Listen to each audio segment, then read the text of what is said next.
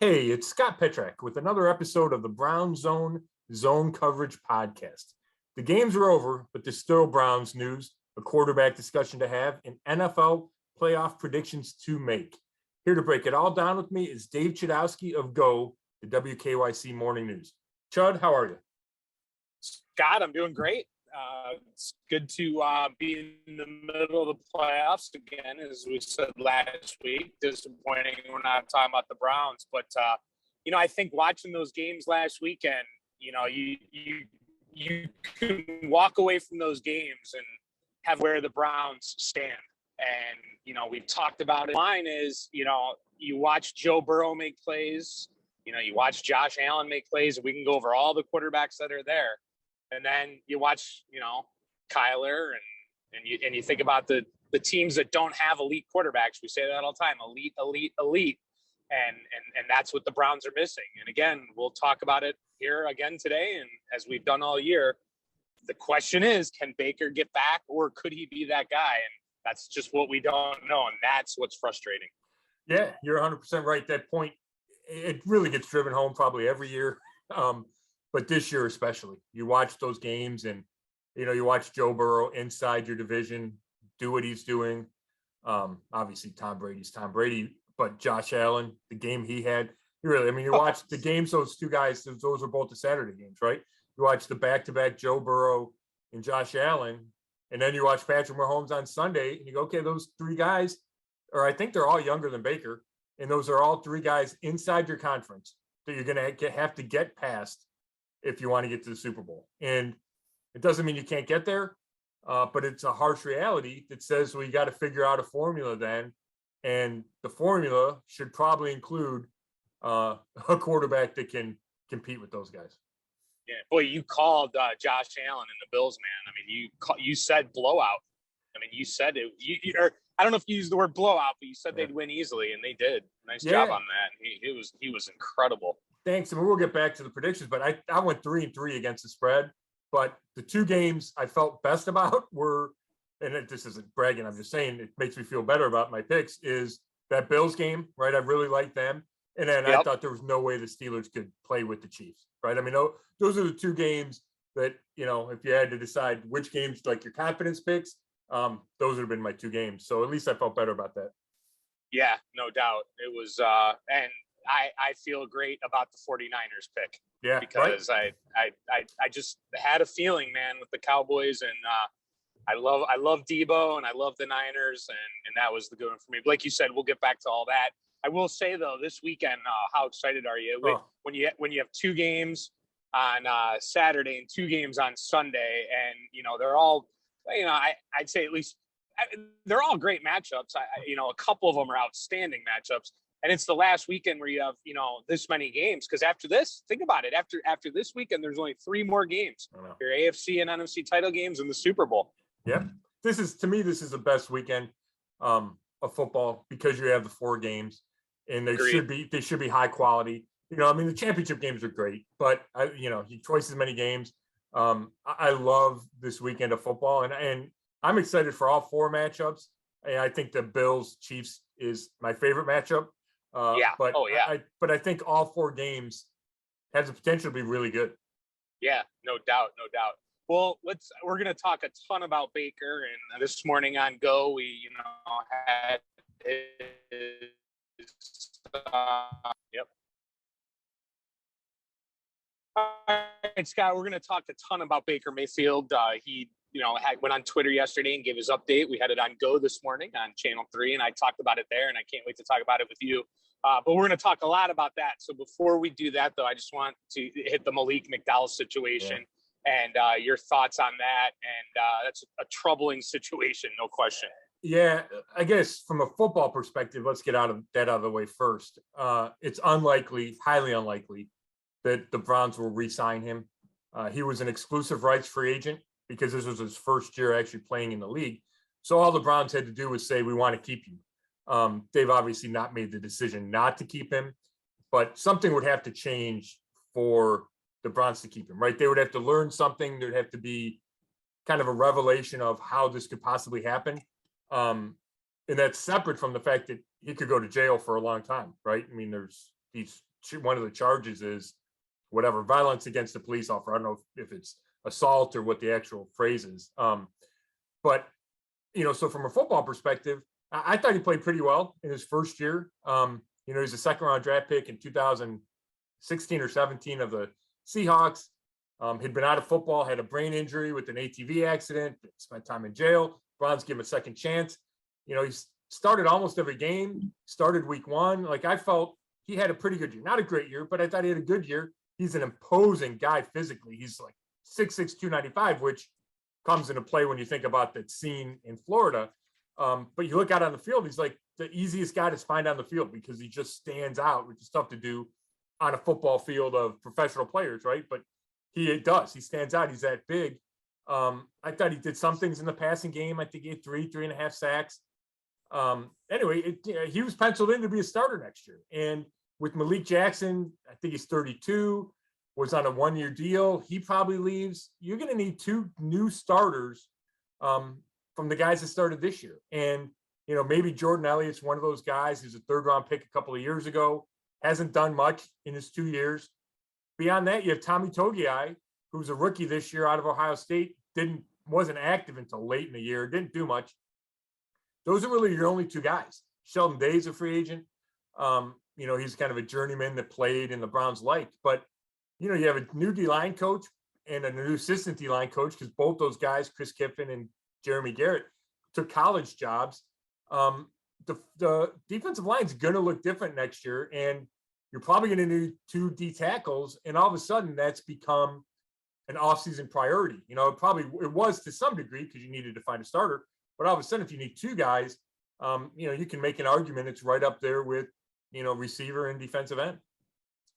Yeah, certainly. And I believe I saw his lawyer said that, it's possible he could have been drugged, but I guess we'll see how this, plays out off the field. But as you mentioned, likely his days with the Browns are over. What would you say is the percentage when an NFL team takes a chance on a guy where there's a troubled past or there's concern about character? That gets analyzed all the time. Just in your opinion, what do you think the percentage is that it goes right or goes wrong? And I'm not just saying him. I'm just saying across the board. Man, that's a great question, Sean. Obviously, I don't know the answer. If I were going to guess, I would say, and there's degrees, right? I mean, if you get caught smoking weed in college, that, is that taking a chance on a guy? Right. But, if you're talking big issues, I would say, 20% maybe. The guys I think of are, Antonio Callaway. John Dorsey took a chance on him. It didn't work. How many times did Josh Gordon not work? Right. Antonio Brown worked in Pittsburgh, but then once his issues became a thing, he hasn't worked, right? He didn't work with the Raiders. He worked for 1 year in Tampa, I guess. But look what he just did. Exactly. So I would say that's a not work. Kareem Hunt seems like it did work. He had the one incident with the traffic stop in Rocky River, but he hasn't missed any time since then. He's, the Browns rave about how he's been in the building. So there are exceptions. But for the most part, I would argue, and again, I could be wrong on this, but I would argue they don't work out as much as probably the risk, right? The risk reward probably isn't worth it. Now the Browns, the risk was low. They could have cut him at any time. Mcdowell, they got 1 year. They got 1 year out of him, and he played well, and maybe they even consider that a win. Now, who knows? Who knows how this plays out? It certainly was a disturbing scene. Oh my God! The videos that are on TMZ. He's lying in the middle of the road, completely naked. So obviously he wasn't right, and who knows if that's like his lawyer said, maybe he was slipped something. Who knows? You flash back to the ATV incident that he had that gave him the brain injury early when he was with the Seahawks. Does that have recurring issues? Right? We just don't know. And he had a similar, on some level, incident in Michigan in 2019 at a convenience store where he was tasered and kept going after the police, which was even scarier than the one Monday in Florida. So you just don't know, right? You don't know his brain chemistry. You don't know if this was whatever. So, is there a chance that he could get on the right meds? I don't know. Who knows if he's on meds, right? I don't want to speculate, but I guess if you're the Browns, you can't rule it out, but it looks so bad.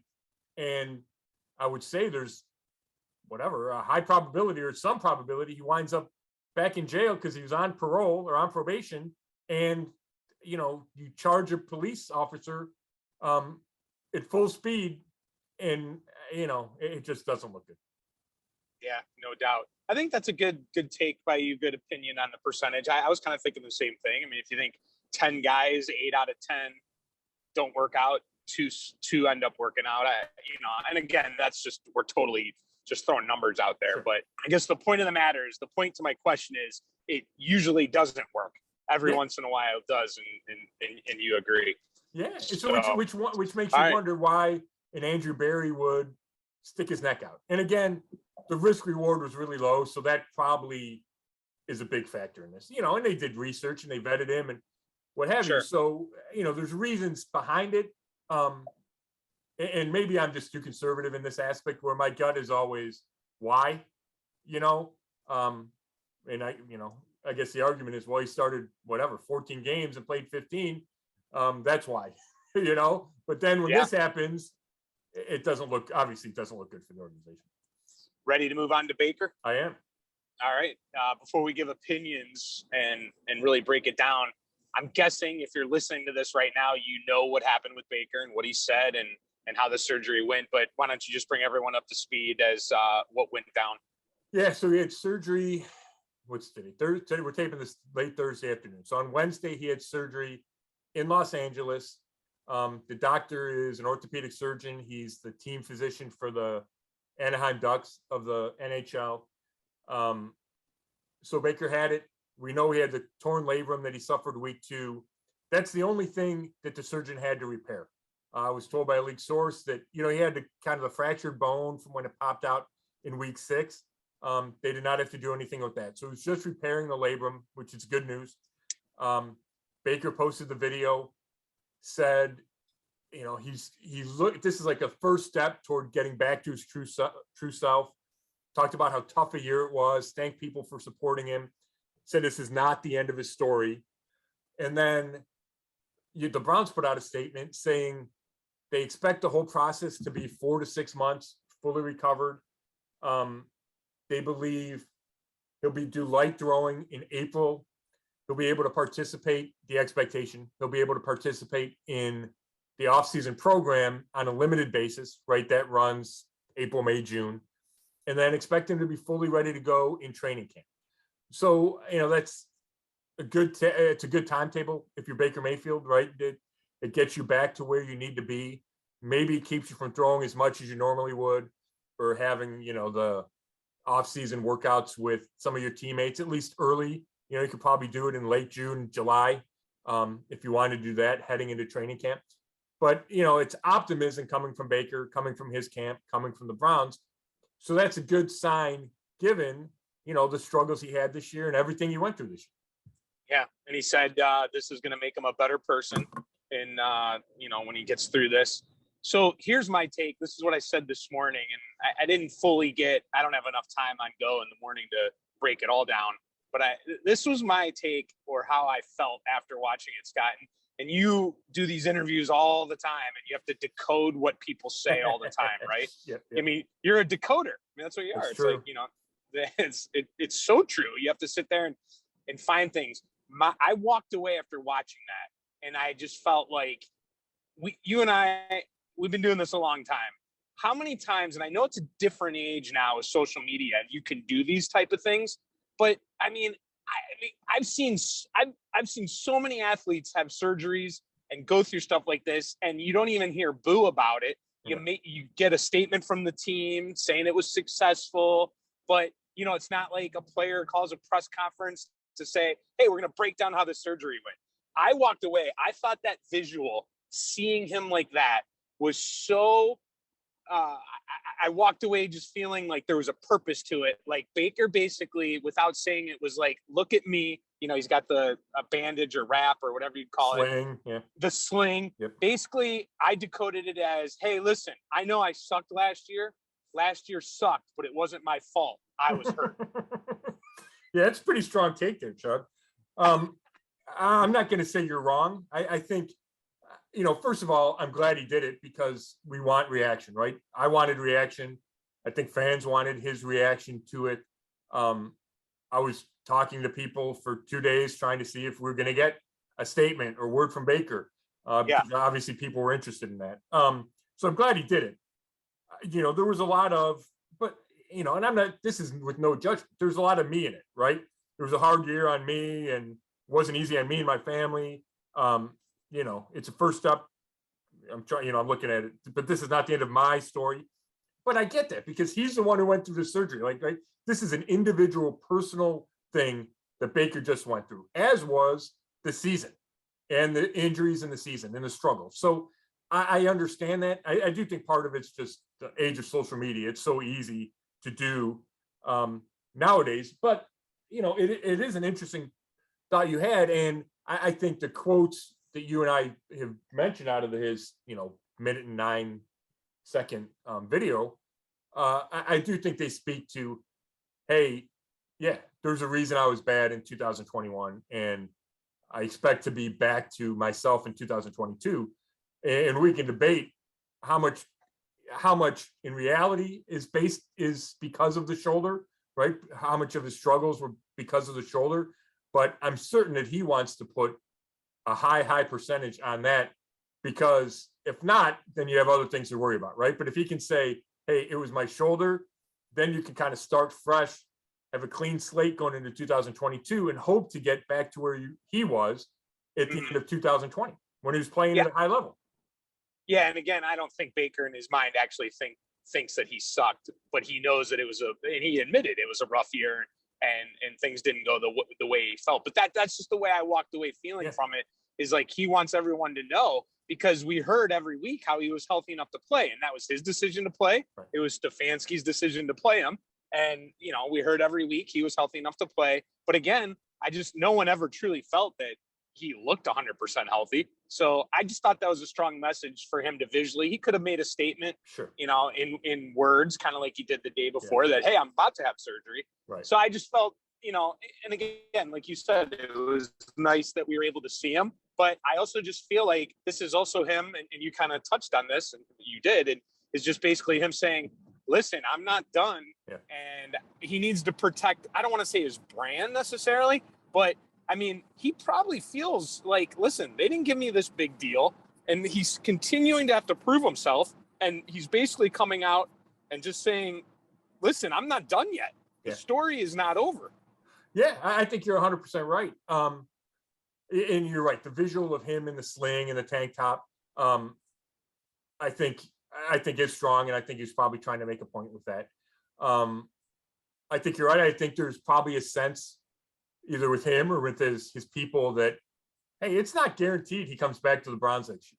So let's put out a positive message, right? Let's show the rest of the NFL that, hey, I plan on being back to me. I plan on being back to the guy that was the number 1 draft pick, the Heisman Trophy winner, which is fine and it makes sense. But I do think there's probably at some level, that's part of it as well. So you wrote an article the other day about possible options at quarterback. So let's bring people up to speed and where you think the Browns are going to go.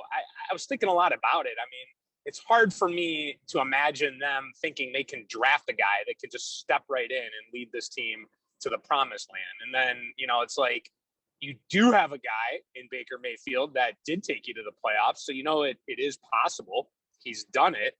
And then you think about all the possible free agents that are out there, and it's like, would any of them want to come to the Browns?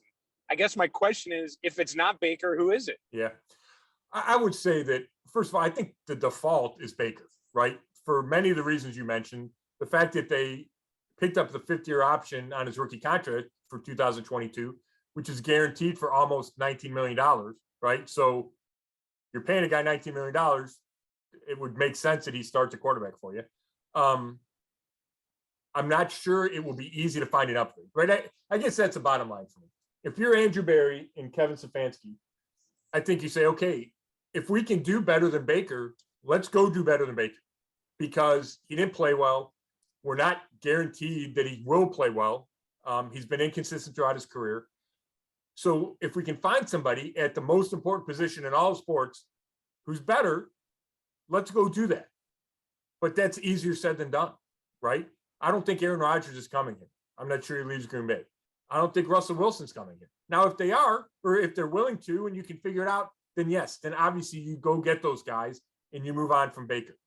I think more realistic is there's other options that feel more realistic to me. And then you have to weigh, okay, are those guys in fact better than Baker Mayfield? And I think it's an interesting discussion. I know it's a polarizing topic because you can look at 2020 and say, well, Baker played at a borderline elite level over the last, 8, 9, 10 weeks. And he won a playoff game, right? So you have that in the back of your mind. But also you have this year, which wasn't all because of the shoulder, in my opinion. And that's freshest in my mind, right? Bad decisions, holding the ball, not seeing the field, right? Things that are unrelated to the shoulder, right? Andy's had 2 years of doing that. I mean, it's not like we've only seen one bad year. Right. Well, Andy's been up and down, right? He played pretty well as a rookie, bad in 2019, good for a half of 2000. So it's been inconsistent. He's never put together like a complete great season. He's never been to the Pro Bowl, right? So I think there's plenty of reasons to doubt Baker. And, you look around the league, you say, well, here, for instance, Jimmy Garoppolo, he took the Niners to the Super Bowl, right? Well, he was a starter for the Niners team that went to the Super Bowl. It was, a deep Patrick Mahomes play away from winning the Super Bowl.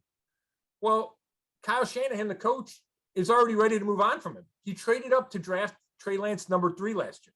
So just because you had some level of success does not mean it's sustainable and repeatable. And we can say the same thing. It's not the same level, but maybe it is. Derrick Anderson had a Pro Bowl year in 2017 or 2007, right? He was never the same quarterback. And he's, from a throwing perspective, probably just as gifted or more gifted than Baker from an arm talent wise. He wasn't able to replicate that. So, there's not that Baker's a flash in the pan, but I guess the point is you need consistency. And there's plenty of guys that are proven over a period of time, not to be consistent enough. And that's what separates the Pat Mahomes and Aaron Rodgers and the Tom Brady's, right? Because they do it year in and year out. And we just haven't seen that from Baker.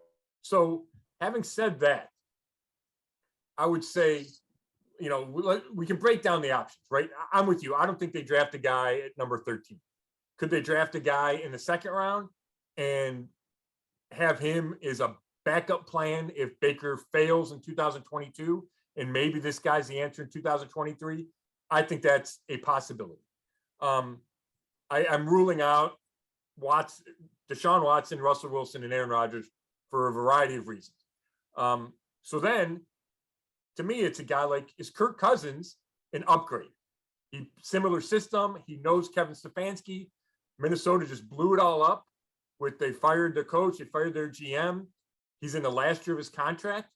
Is that a guy that the Browns would say, hey, we believe that he is that much better than Baker Mayfield, that he's worth going and getting and paying more than Baker's scheduled to be paid, right? So I think that's an option. What do you think about Kirk Cousins? Man, I don't know. He has his moments. I don't feel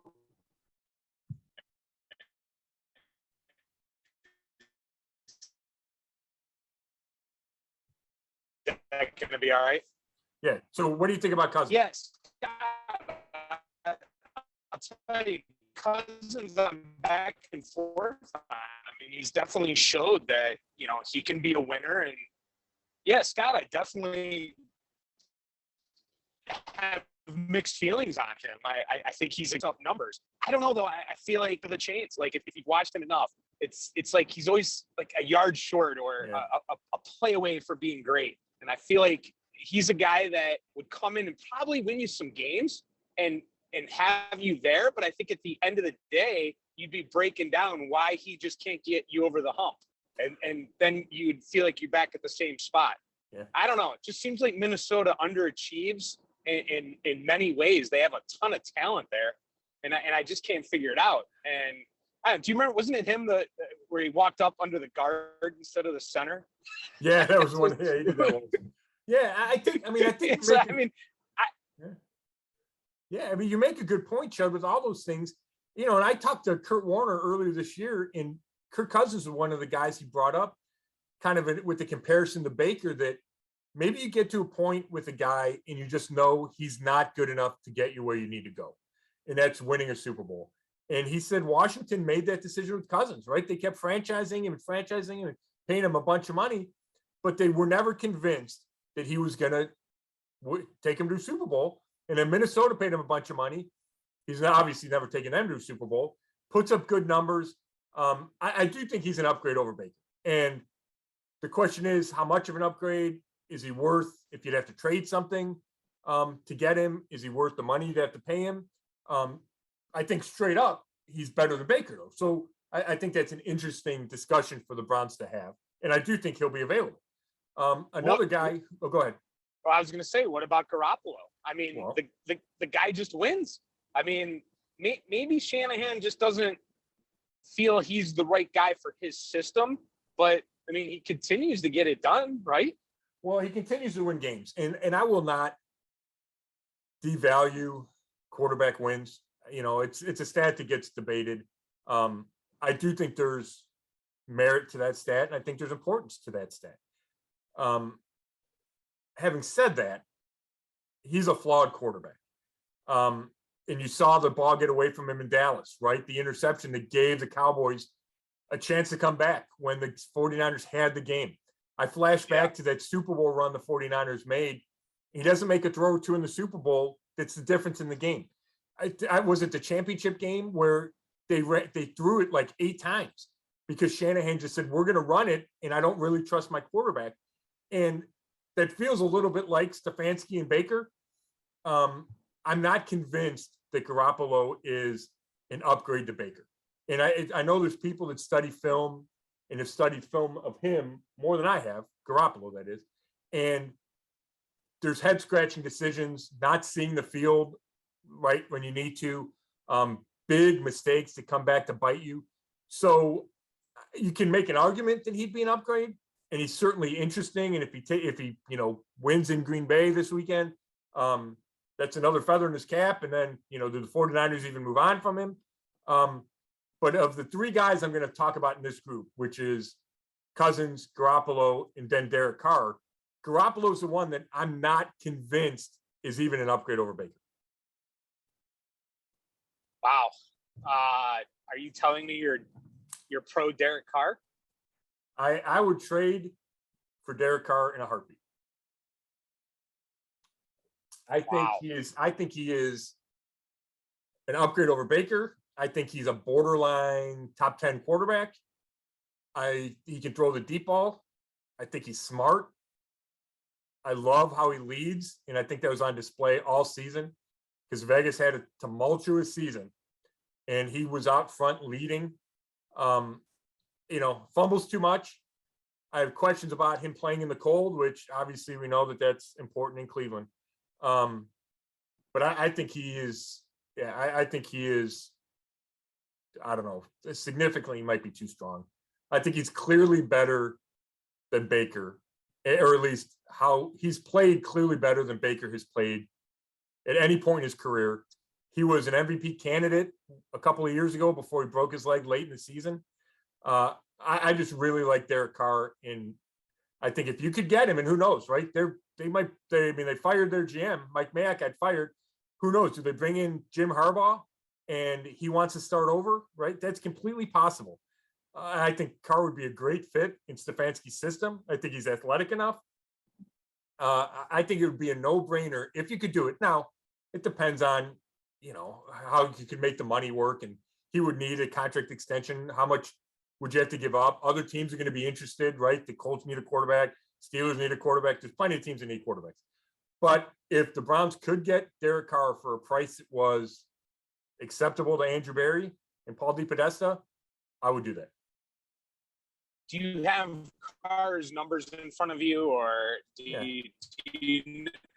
I'm trying to think about him as far as being a winner, and also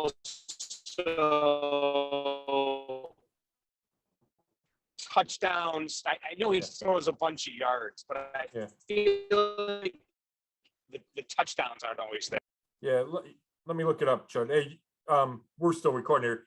Yeah, Chud's driving. He's making a trip, so he's breaking up a little bit just for people, but you're not missing, we're getting the crux of it for sure. He's 57-70 as a starter. 3-13 as his rookie. So he's almost 500 since then. 12-3 in 2016. That had to be the year that he was a MVP candidate. 65% completion for his career. He had 70% in 1 year, which might have led the league or was close. 193 touchdowns to 85 interceptions, so more than 2-1. His quarterback rating is 92.4. He's had 2 seasons above 100, 2 of the last 3 seasons. And he's really good in the fourth quarter. I don't know if you saw that stat. It was during the playoff game. I think the stat was with a chance to go score a touchdown to tie a game or tie or win when you needed a touchdown, not a field goal. He was above 50%. And that's amazing. He had 4 fourth quarter comebacks in 2015 alone. He had 7 in 2016. So I think the guy can do it under pressure. I think his arm's big enough. I like how he throws a deep ball. I like all the things I said. Now, I don't know if he'll be available. I don't know if the Browns could win, a bidding war.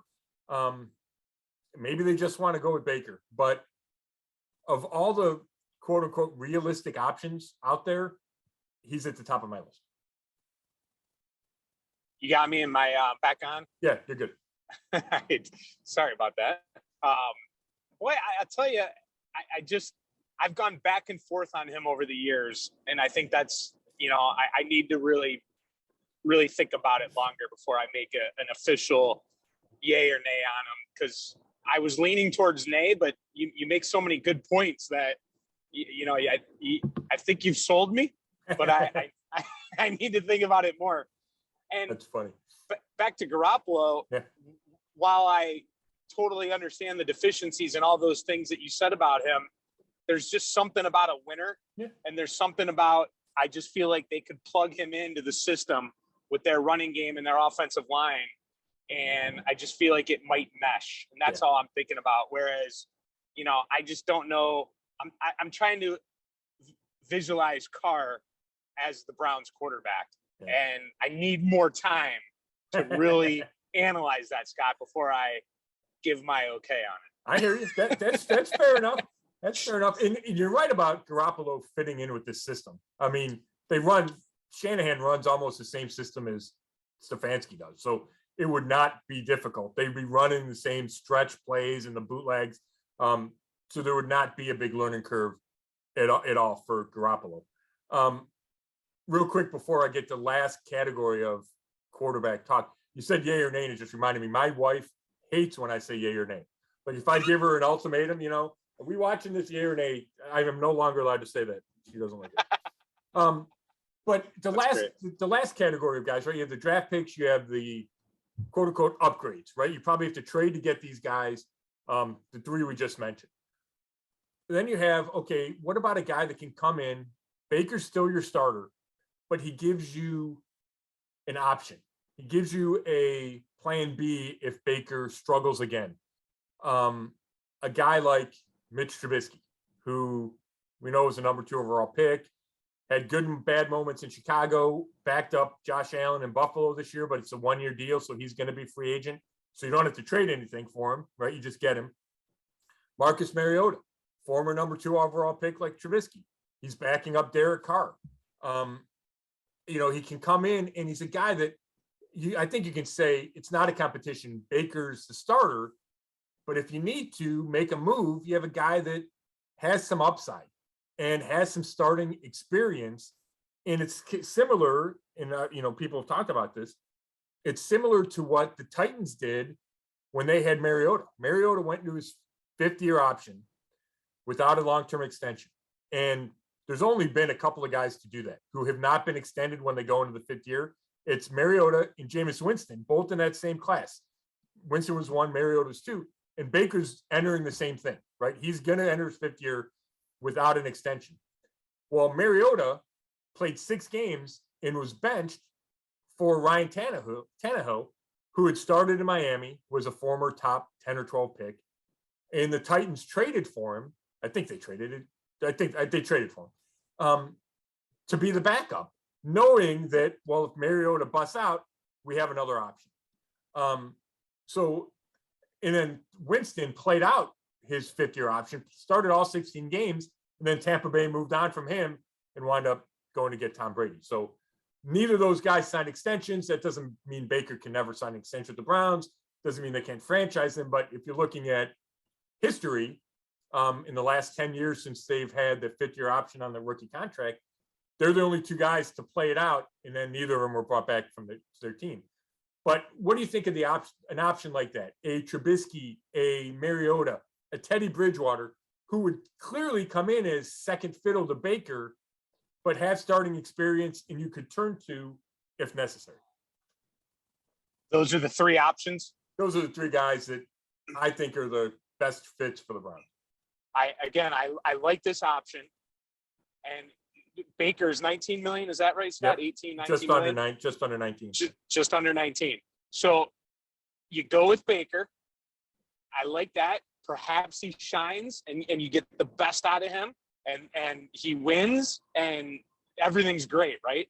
Yeah. And if he doesn't, you have that insurance backing him up, like you said. It also brings it in for a little competition because let's be honest, Baker hasn't earned to not have some competition. So if you don't go that other route, if you can't find that elite quarterback or someone you think that can take you to the playoffs or the Super Bowl, like those other guys we mentioned, and I don't know if any of them can, maybe Sure. they can, right? Right. And there's not someone in this draft class that can just come in right away. And I'm okay with also drafting a guy that can be your future guy. I like that, like in the second round or later, something like that. So I like that option as well. I do kind of like this option, Scott, and I think that could work. It happened in Tennessee, just like you said. Now I'm going to answer the 3 guys. Bridgewater, not interested. Mariota, absolutely not. I would go with Mitch Trubisky. Yeah. I like that angle. I think that's I think there's potential there for that guy to succeed still in the NFL. I think we've seen enough of Bridgewater. We know what he can do. I mean, Denver gave him the shot. And that Denver's a playoff team if they get a quarterback, in my opinion. And Bridgewater just wasn't that guy. And Mariota, I don't know. I can't imagine him being the answer. So I like the idea. I like one of your 3 options. Yeah, I tend to agree with you there, Chud. I think Bridgewater is probably an upgrade over Case Keenum. Maybe it's a slight upgrade. He has experience with Stefanski as well. Mariota, what's intriguing there is he's really athletic, right? The Raiders used him a bunch in the Wildcat. He can probably, I think he's a better athlete than Baker. I know he's a better athlete than Baker. Can he get outside the pocket? Can he run the Stefanski offense? And maybe that sparks something in him, perhaps. But of these 3 guys, I'm with you about Trubisky. I think there's still a chance that he could salvage his career. He had good moments with Chicago. He's a really good athlete. So I think there's something intriguing about that. And I'm with you. Right. Baker has not been good enough to say there's no competition, right? Like he hasn't earned that in my estimation, like you said. So, and I guess if I'm the Browns, I would not feel comfortable going into 2022 saying, yeah, Baker's the guy, period. We're going to, live or die with Baker. Like and I know the shoulder was a factor, but just having watched him play this year, it feels like you need a plan B and you need a contingency and you need him on the roster if Baker struggles again for whatever reason, because you don't want to waste another year of a roster that's, in my opinion, playoff worthy, right? Playoff caliber, should be in the playoffs, and it doesn't happen because your quarterback didn't play well enough. And when I say quarterback, because Baker didn't play well enough, right?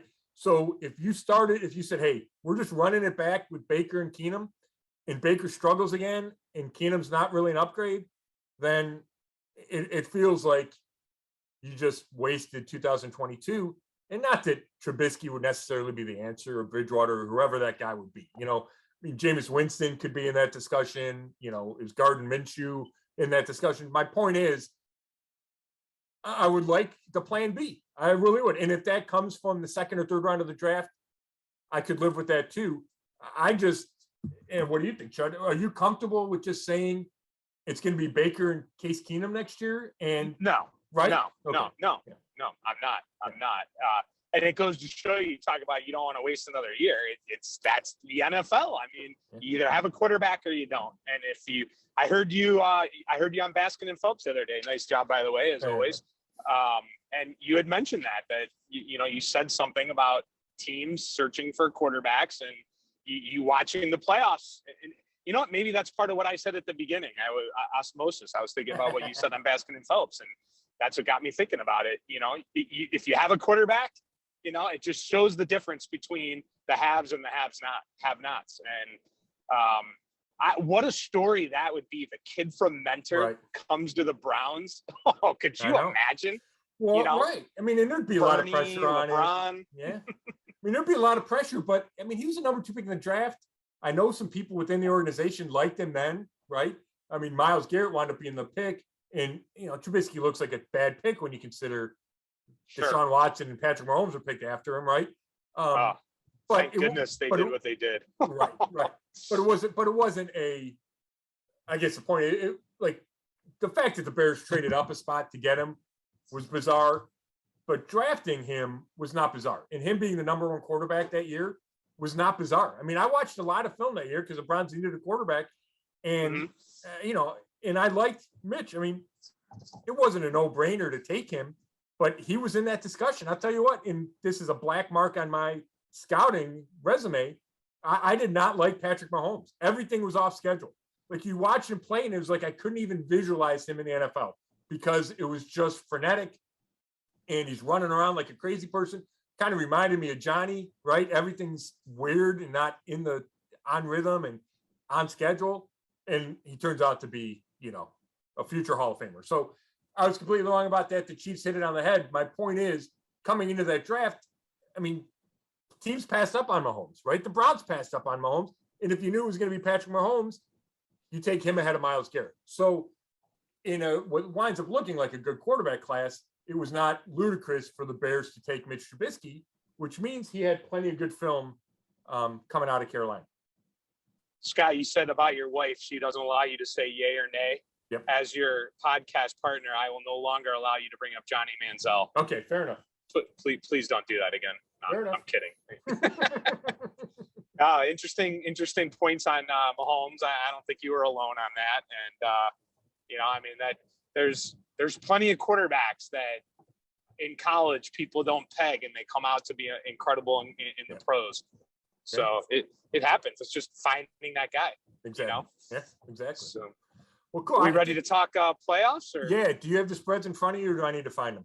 No, I can pull them up. I'll see if they've changed. I know that.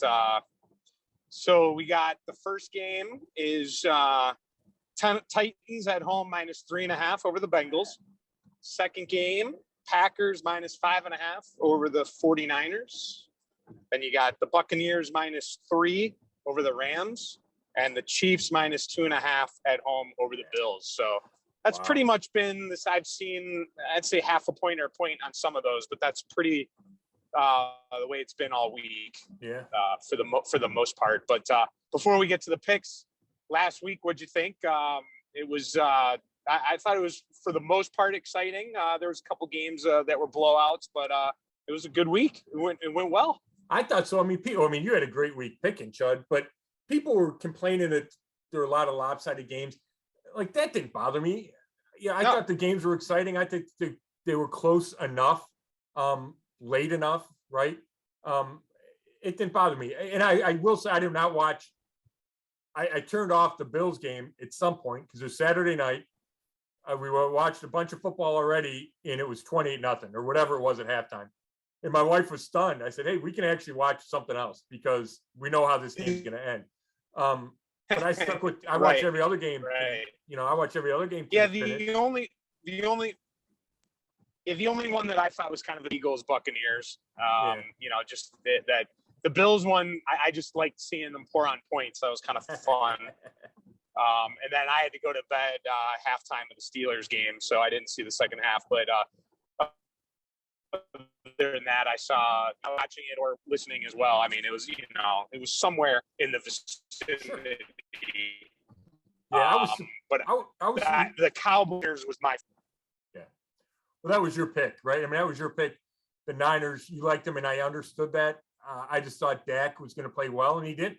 I didn't think Dak played well. I didn't think they protected him nearly enough. The Niners got too much pressure, and that changed a lot in that game.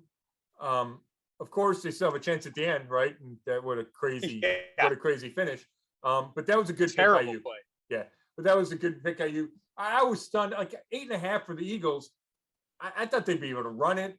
The Bucs are missing their guys, their receivers, and the Eagles are just bad. Jalen Hurts is bad. The Eagles are bad. Yeah, that was a stud. Yeah, I think I told you that I just thought I'd cover that spread. That was I think down the stretch to get into the playoffs. Tom Brady versus Hurts. Yeah. I mean, it just. I had a feeling that was the one where you asked me which one I felt most comfortable about, and I think it was either that one or the Bengals. Now the Bengals almost lost. I mean, they could have if the Raiders get in the end zone there and force overtime.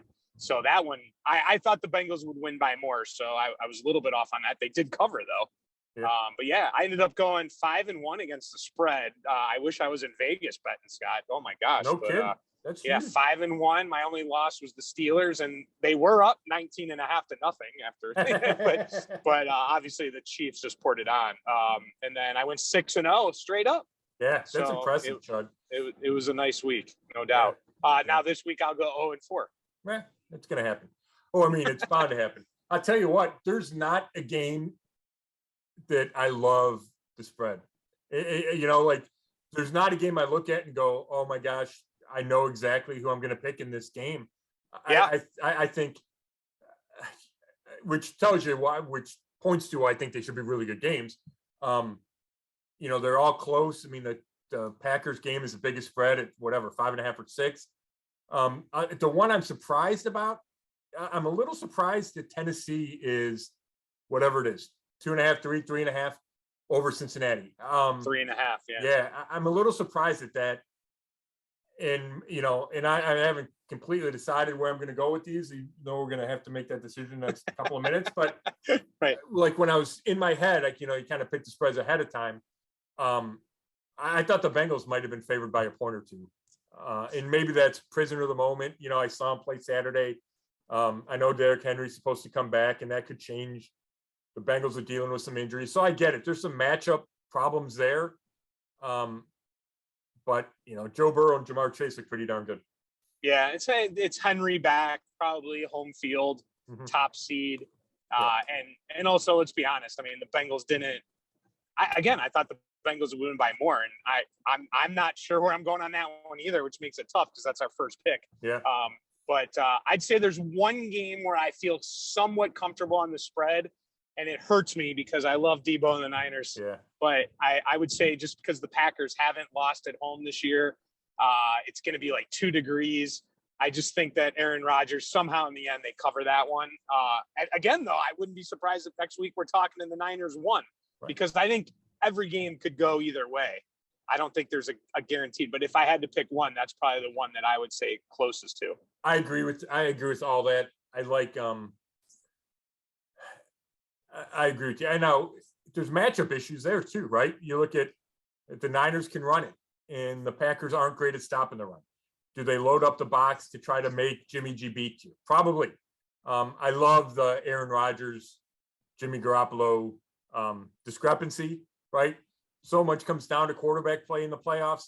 I think that's an easy way to pick games. Not that it's necessarily completely reliable, but if you think there's a decided advantage to a quarterback, I usually lean that way, and I think there is in that matchup. So I'm with you. That's the one game that, if you're loading up on a game, if I were loading up on a game, that's probably it. Yeah. But in the back of your head going, well, if the Niners get ahead and they can rush the passer because they can do that, and Bosa comes back. I don't know if Bosa's playing or not. He had the concussion the other day. You can it's not that hard to come up with 5 things the Niners need to do to beat the Packers. You can do that, right? I think Kyle Shanahan's a great coach, but I would take Aaron Rodgers and the Packers at home -6. So why don't we just start with that game then and just say I think we're both on board with the Packers. Again, it pains me because if I don't buy jersey, Scott, but if I did, it would be Deebo Samuel. How good is he? Oh my God! I love isn't he? I love watching that guy, and the fact that they've found a way to make him a running back and a receiver, it's incredible. I just think that like you said, in this game, you look at the quarterbacks, and it's just such a big discrepancy between Rodgers and almost most quarterbacks, right? But Rodgers and Garoppolo, that home field edge. If the Packers get the lead, I think they can rely on that running game too, if they have to, with Jones and Dillon. And I just think that it's just hard for me to imagine San Francisco, because let's be honest, they've had to play big games a bunch of weeks in a row, right? They had to win to get in, then they had to go to Dallas and win. I mean, it's tough to keep that going. Now, maybe that momentum rides them through, but all of the elements, traveling across country, the cold weather, Packers had a bye, just so many things. I would be surprised if Rodgers doesn't pull it off. And I think that in Vegas, a lot of people will look at that and think, oh, well, the Niners just beat the Cowboys. I'm taking that 5.5. That's a no-brainer. And that's why I'm going to take the Packers -5.5. Yeah, no, I'm with you. I agree. I think this could be the Packers' year. I got to go back and look at my Super Bowl picks, because for like the last 6 years, I picked the Packers. And I picked Aaron Rodgers to win MVP, and he hasn't done it. So I might have gone away from it this year. I'm going to have to go look. And it'll be the year that he wins MVP again, and they go back to the Super Bowl. So I think they're my favorite right now to go to the Super Bowl out of the NFC. So I'm certainly not having them lose to San Francisco at home. So we're on the same page there. Then Tennessee, Cincy, Chud. It's go ahead. Let's come back to that one. Okay. Let's save that one. Let's go.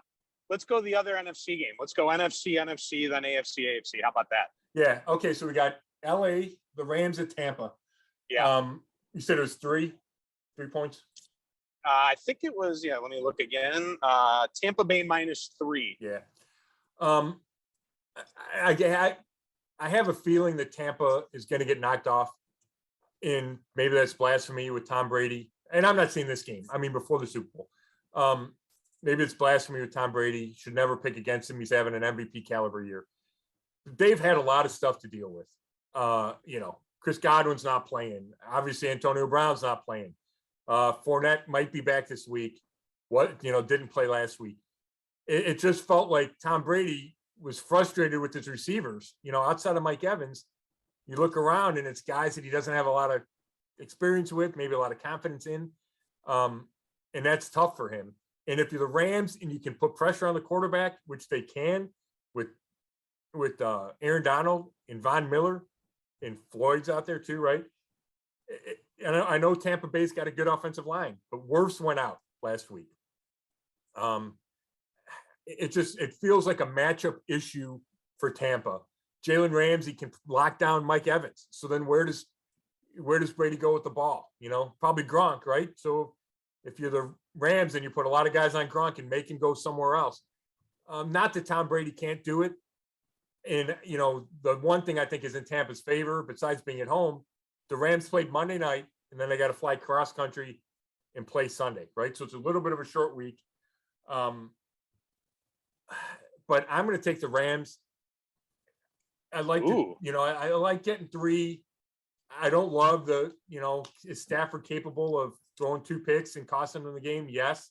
But I thought he played well against the Cardinals. The Cardinals played terrible, but Stafford played pretty well. Let me interrupt you real quick here, Scott. Yeah. Do you think that line would be higher if it weren't for the injuries and some of this doubt that you talked about? Like, wouldn't your first reaction be that they'd be like -5 or 6? Yeah. I think you're right about that. I don't know. There's just something like I just have a sneaking thing that Tampa's not going to get it done this year. And maybe it'll be next week in Green Bay where they wind up losing. Maybe they go to Green Bay and win again, and Tom Brady writes another story. But I like a lot of pieces on the Rams, and if Stafford doesn't kill them, I like their chances. So, I'm gonna go the Rams, and I am worried about the short week, but I just think they, Tom Brady. How do you beat Tom Brady? You pressure him, and you pressure him up the middle, and you got the best guy in history, or the best guy in the last 30 years, and Aaron Donald rushing up the middle. I think there's ways for the Rams to make life really difficult on Tampa Bay, so I'm going to take the Rams. Wow. Well, I think there's a lot of people out there that you're not only taking the Rams and the points, you're picking them to win straight out. Is it straight up? I am. You are. Yeah. I mean, obviously, if I were betting it, I would take the points. I would bet the money line because I like that wiggle room. But I think they're going to win that game. I think the Rams are going to win. Wow. Okay. And I don't know. I don't think it really deserves a wow necessarily, because I think there's a lot of people that agree with you. But at the end of the day, though, Scott, think about what you're doing. You are taking Matt Stafford over Tom Brady. I want you to let that marinate for 10 seconds before I lock this in. Well, if I keep thinking about it, I'm going to change my mind, Chud. So I'm going to not think about it and stick with my pick. And, I bet against, I've not bet, but I've picked against Tom Brady before and been burned. But he also lost. It's not like he's never lost a big game, right? They lost a couple of Super Bowls. They didn't always go to the Super Bowl. I know his record's unbelievable. I'm not saying anything against him. I'm just saying he's lost games in the playoffs, so this would not be like unprecedented. I said wow and all these things, and I'm bringing up all these examples. I think this is the second toughest game for me to pick. I feel pretty comfortable going with two of my picks, and then two of them I'm kind of back and forth. And this is one where I totally can see your point and can see the Rams winning it and all of the things the Buccaneers are dealing with. But at the end of the day, I'm just going to take Tom Brady over Matthew Stafford. I'm going to take the defending champs. I'm going to take the home field. And I'm also going to take the fact that, again, I think that I think the spread should be more. Yeah. And I just, there's something that's, I think, leaning people towards the Rams like you're doing. And I just think at the end of the day, Brady's going to find a way. I do agree with you that Brady is not going to win the Super Bowl. Now, listen, if he does, are we going to sit there and say, I can't believe it? No, we'll be like, it's Tom Brady, right? So I do think that it maybe catches up and the time has come for them. But I'm going to pick them to win this game. And I'm also at this point going to say they cover as well, which I think is a little bit of a stretch, but I'm going to go that route right now and just say at the end, it's a tight game. And I say this all the time, right? Sure. It's kind of like a 3-point game and then Tampa scores at the end to make it 10 or something. Yeah. Or they're up by 4 and kick I don't know. I just think it's going to be very tight until the end. You brought up the cross country. I brought that up with the other game with San Francisco.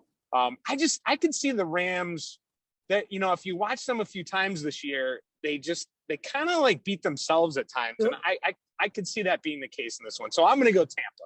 Okay. All right. So then I know what you want to say for the end. So give me your, you go first on this one. Give me your Chiefs, Bills breakdown. And I'm just going to say, I think this is the best game of the weekend. Oh, best game of the week. And for sure. And can we just say this is the AFC title game? I mean, that's how I feel. Yeah, I'll give you that. For sure. I think whoever wins wins AFC. I'll give you that. Yeah, I think there's no question in my mind that whoever wins this game is going to the Super Bowl. So last week we made our Super Bowl picks, right? And I went Buffalo and Green Bay, and I'm I have to pick Buffalo to win this game in order for Buffalo to go to the Super Bowl, right? Well, that's some logic there, buddy. That's some logic. And I guess I'm not going to spend a ton of time on it simply because I do think it could go either way. I mean, what is the line? 2.5. Yeah. Kansas City, they showed, now Buffalo's not the Steelers, clearly, but Kansas City showed that when they want to pour it on, they can pour it on, right? Yeah. And if that happens and that locomotive gets going, then there's no doubt that, Kansas City wins this game. But I just think, Josh Allen, now they played in the AFC Championship game last year, right? Yeah. And I just think that, Allen, how many times do we see it in sports? Michael Jordan had to get by the Pistons, many great athletes have a team that they just have to get by. And, I'm going to go with the fact that, Josh Allen didn't get by him last year and he's going to get by him this year. So I'm going to go Bills and in a tight one, clearly. And obviously they're getting points. So I'm taking the points. Yeah. I think I'm going to have to go back on something I said last week. I think I picked Chiefs Packers. I think I went chalk. I'm going to pick Buffalo in this game, Chud. Oh, yeah. Okay. Yeah. I was really impressed by what the Bills did against the Patriots. I think you're right about having to get over the hump. Kansas City's defense has been playing really well. Their offense has been way better lately, but still has some hit or miss in it. I think Buffalo's defense, the back seven, is good. You can try to make life hard on Patrick Mahomes. It'll be interesting. You're going to see about 100 passes, right? Because Buffalo doesn't run it, and the Chiefs don't run it a bunch. And I think Edwards-Helaire is still out. At least he was last week, and I don't think they're expecting him to play. I know McKinnon had a good game for him. I was impressed by him Sunday night. But it's hard to go to a Super Bowl 3 straight years. It just really is. And I don't care if you have Patrick Mahomes. It's just tough to do. And I don't love picking against Mahomes because he's great. And it's tough to win in Arrowhead. But it just feels like the Bills' time. And I know that I picked Buffalo to go to the Super Bowl this year because I thought they're going to beat the Browns in the AFC title game. So I'm going to take Buffalo. And I think it's going to be a phenomenal game with a ton of points scored. Yeah, I can't wait for it. So now your Super Bowl pick is Buffalo, Green Bay. Yeah. So we're both on the same page there. Yeah. Okay. Yeah. All right. So so far we're we're agreeing on 2 out of 3. Yep. 2 out of 3 so far. All right. So that brings us to the last game. It's actually the first game, but I think this is the most difficult one to pick. I really do. Boy, this is tough. So we got Titans minus 3.5. It's the first game on Saturday at 4:30. I don't know. I'm going back and forth on it. I'll go first here. I also will say this. We're taping this on Thursday. Yep. And, I think if we reserve the right to change this pick, if we need to, I don't think I'm going to change any of my other 3. I think I'm going to stick with those. But this one, I could see a couple things over the next few days where I might think about it and be like, you know what? I've changed my mind. But you know what? I'm going to go Bengals, and I'm going to obviously take the points. And I'm going to go with this logic here. I'm so impressed with Joe Burrow that I think Burrow is going to get his team to the AFC Championship game, and then he's going to lose, and then he's going to have to be like Josh Allen and then get over the hump. And I'm simply picking the Bengals solely on Joe Burrow, and that is the only reason, because they should have beat the Raiders by more. I don't trust their defense. I don't think they're necessarily a better team than Tennessee. But, I don't know if Tennessee's home field scares me all that much. Yeah. And I'm going to go. I think Burrow's the better quarterback. And I'm definitely taking the points. And I think I'm picking the Bengals to win it. Yeah. I get that. I think he's better than Tannehill, but I don't think it's as big as the other discrepancies we talked about. And part of that's just because Burrow's still young. I think he's phenomenal. I did my Pro Football Writers of America, our ballots, all AFC, all NFL. He was my all AFC quarterback. I picked him ahead of Mahomes because I thought he had that kind of a year. But I also think Tannehill is respectable. and good and has been in No the playoffs doubt. before. No doubt. The concerns, my initial thought was Bengals, right? I told you I thought they were going to be favored. So my initial thought is Cincinnati, because they can come back, right? If Tennessee gets up early, the Bengals can throw it 55 times and come back. If the Bengals get up early, it's harder for the Titans to come back, right? They don't have that passing game that the Chiefs and the Bengals and the Packers, right? The Bucks, like the best teams have those passing games. And Tennessee doesn't. So that scares me because if they fall behind 14-0, it's, oh my gosh, can they come back? So that worries me. But I like some of the matchups. I like the Titans front against the Bengals offensive line, which is not very good. It struggled again against the Raiders. Burrow, I think, was sacked the most in the league. So I like that matchup. I like Tennessee running the ball against Cincinnati, especially Larry Ogunjobi is done for the year. He had surgery yesterday or today. He's their starting D tackle. Him and Reeder. Now Reeder's playing, but you miss your starting D tackle. That hurts. So this is a tough one for me, Chud. I'm gonna go Titans. I'm gonna go Titans. 3.5 is tough. Like, I would not bet this game. No. I'll post my picks on Twitter before the games, and I'll make a final decision if I'm taking whatever the line is, 3.5 by then, whatever it is. Because I think it'll be a close game. But I'm going to take the Titans to win, and because the spread's not huge, I'll take the Titans to cover. But I don't feel great about it because I can easily see Cincinnati winning. So you're going to take the Titans and cover. Yeah, that's what I'll do. Oh, okay. Now you talk about Twitter. Do you like the little mini helmets that I do like those. Yeah, I do like those. I've gotten those for some of my nephews, like at Christmas. I think those things are so cool. I looked at my wife the other day. I'm like, am I like a little kid right now? I mean, should I be embarrassed? Or, right. Maybe, but I like maybe. Them. Yeah, right. Exactly. It's fun. Kids have fun with them. So the girls like picking the games as well. So, yeah, tough ones though, right? Yeah, it was. Yeah, I mean, yeah, really. And I mean, I see the Rams going into Green Bay and having a good game, but Green Bay wins, and then I see Buffalo going into Tennessee and beating Tennessee. Right? I would also see the Chiefs beating Tennessee. It'd be fun, if you saw Cincinnati go into Buffalo. Right? That would be a good game. A rematch of Cincinnati, Kansas City from Week 17 would be exciting. So I think we're in for really good games from here on out. And I'm really looking forward to the 4 games we got going this weekend. Yeah, no doubt. And we reserve the right, as we said, to change our picks. Correct. I'm going to try not to, but you never know what happens. So yeah, no doubt. Hey, Chud, thanks for spending all this time on your drive. I appreciate it. It's a postseason podcast and it went on, but there's always stuff to talk about. So as long as we got the playoffs, I figure we can keep talking. We got Brown stuff. We can talk potential free agents. We can talk whatever. So we'll reconnect next week, at least to talk playoffs, and then we'll mix in a little bit of Browns if that's all right with you. Yeah. We need to either brag about our picks or look like idiots. One of the two, right? Yeah, exactly. It's probably 50-50 proposition. So yeah, no doubt. Yeah. So no, good chat. I appreciate it. Have a good trip. Thanks everybody for listening to the latest edition of the Brown Zone Coverage Podcast. And you can read everything I write at brownzone.com. Thanks for listening.